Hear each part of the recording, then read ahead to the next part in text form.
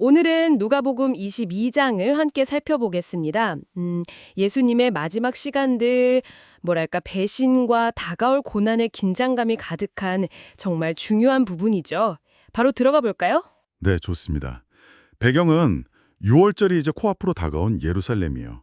당시 대제사장들이나 서기관들, 그러니까 종교 지도자들이죠. 예수를 없애고 싶어 했는데 사람들을 좀 두려워하고 있었어요. 아, 백성들의 반응이요? 네, 맞아요. 그런 분위기 속에서 이야기가 급격하게 전개됩니다. 정말 그렇죠. 예수님의 12 제자 중 하나, 가룟 유다에게 사탄이 들어갔다. 뭐 이렇게 성경은 표현하는데요. 네, 그가 먼저 대제사장들하고 성전 경비대장들한테 찾아가서 예수를 넘길 방법을 의논하죠. 네, 돈을 받기로 하고요. 맞아요. 돈을 받고 사람들이 없을 때 조용히 넘길 기회를 엿보기 시작합니다. 아, 참, 가장 가까운 제자 중 하나였는데 말이죠. 네, 시작부터 좀 충격적이죠. 그리고 이어서 6월절 만찬 준비 과정도 되게 흥미로워요. 아, 그 물동이 이야기요? 네, 맞아요. 예수님이 베드로랑 요한에게 아주 구체적으로 지시하시잖아요. 성 안에 들어가서 물동이 지고 가는 사람 따라가라고. 네. 그러면 어떤 집 주인이 큰 다락방을 보여줄 거다. 거기서 준비해라. 뭐랄까 모든 게 딱 짜여준 느낌이죠. 진짜 신기해요. 제자들은 그냥 말씀대로 가서 준비하고요. 그리고 그 만찬 자리. 예수님이 제자들에게 그러시죠. 내가 고난받기 전에 너희랑 같이 이 식사하기를 정말 원했다고요. 간절히 원하셨다고. 네. 그리고 떡을 떼어서 이건 너희를 위한 내 몸이다 하시고 또 잔을 나누시면서 이 잔은 내 피로 세우는 새 언약이다. 너희를 위해 붓는 것이다. 이렇게 선포하세요. 바로 이 장면이 성찬의 시작인데 그 새 언약이라는 선언이 갖는 무게가 어마어마하죠. 맞아요. 그런데 바로 이 거룩하고 중요한 순간에 예수님이 정말 충격적인 말씀을 하세요. 네. 나를 파는 자의 손이 지금 나와 함께 상위에 있다. 그 자리에서요? 네. 운명은 정해졌지만 그 배신하는 사람에게는 화가 있을 거라고. 제자들은 이제 난리가 난 거죠. 서로 누구지, 누가 그런 짓을 하지 하면서 막 묻기 시작해요. 어휴, 분위기가 정말 이 장면은 믿음, 의심, 또 인간관계의 그 연약함 이런 거 생각하게 만드는 것 같아요. 여러분이라면 이때 어땠을까요? 근데 진짜 놀라운 건요. 네. 바로 이 긴박한 상황에서 제자들끼리 누가 제일 높냐고 다투기 시작했다는 거예요. 아니, 정말요? 그 상황에서요? 와, 참. 예수님은 근데 거기서 또 가르침을 주시죠. 세상 권력자랑 다르다. 섬기는 사람이 큰 자다. 나도 섬기러 왔다. 이렇게요. 네. 그러면서도 또 시련 속에서 자기랑 함께한 제자들에게는 하나님 나라에서 상과 관세를 약속하시는 모습도 보여주시고요. 그건 또 위로가 됐겠네요. 네. 그리고 바로 이어서 시몬 베드로에게 또 경고하시죠. 아, 그 유명한 부인 예고. 네. 사탄이 너희를 시험하려고 한다. 그렇지만 나는 네 믿음이 떨어지지 않기를 기도했다. 네가 돌이킨 후일 내 형제를 굳게 하라. 이렇게요. 베드로는 근데 막 자신만만하게 대답하잖아요. 주님, 저는 감옥에도 죽는데도 같이 가겠습니다. 그렇죠. 하지만 예수님은 단호하게 말씀하시죠. 베드로야, 오늘 닭 울기 전에 네가 3번 나를 모른다고 할 거다. 아, 인간의 그 결심이라는 게 참 얼마나 약한지.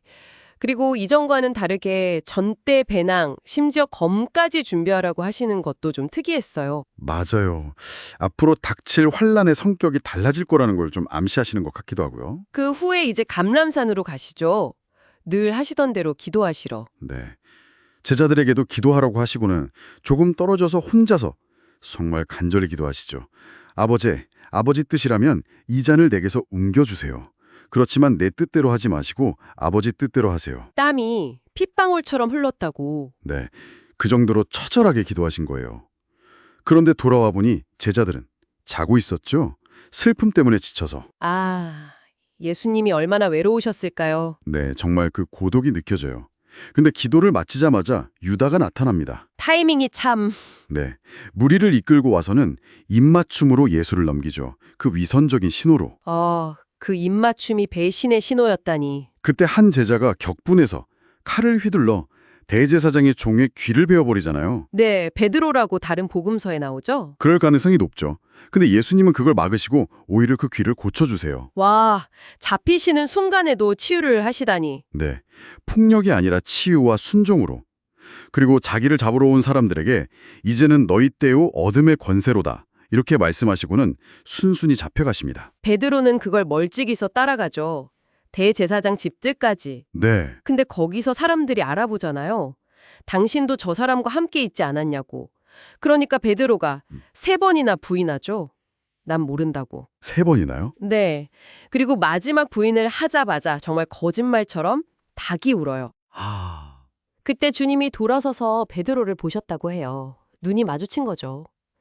베드로는 그제야 예수님 말씀이 생각나서 밖으로 나가서 막 심하게 통곡하죠. 예언이 그대로 이루어진 순간이고 또 베드로라는 인간의 한계가 그대로 드러난 참 아픈 장면이죠. 네. 이 실패와 통곡 앞에서 우리는 또 무엇을 생각해야 할까요? 그 시간 예수님은 붙잡혀서 온갖 조롱과 폭행을 당하고 계셨죠. 네, 맞아요. 사람들이 눈을 가리고 때리면서 누가 때렸는지 알아맞혀보라고 조롱하고 날이 새니까 이제 공회, 그러니까 유대 최고 의결기구 앞에 서게 됩니다. 거기서 신문을 받으시죠. 네, 네가 그리스도냐 이렇게 다그치니까 예수님이 그러시죠. 내가 그렇다고 해도 너희가 믿지 않을 거고 내가 물어도 대답하지 않을 거다. 하지만 이제부터 인자가 하나님의 권능의 오른편에 앉아 있을 것이다. 아, 자신의 정체성을 분명히 밝히신 거네요. 그렇죠. 그러니까 사람들이 그럼 네가 하나님의 아들이냐? 묻고 예수님이 너희 말이 옳다고 대답하시자마자 그들은 더 이상 무슨 증거가 필요하냐? 우리가 직접 들었다 하면서 유죄로 몰아갑니다. 결국 그 대답이 빌미가 된 거군요. 아, 정말 숨막히는 전개였습니다. 배신으로 시작해서 마지막 만찬의 새 언약, 제자들의 다툼과 그 부인 예고, 또 겟세마네의 처절한 기도와 체포, 그리고 베드로의 부인과 재판 시작까지.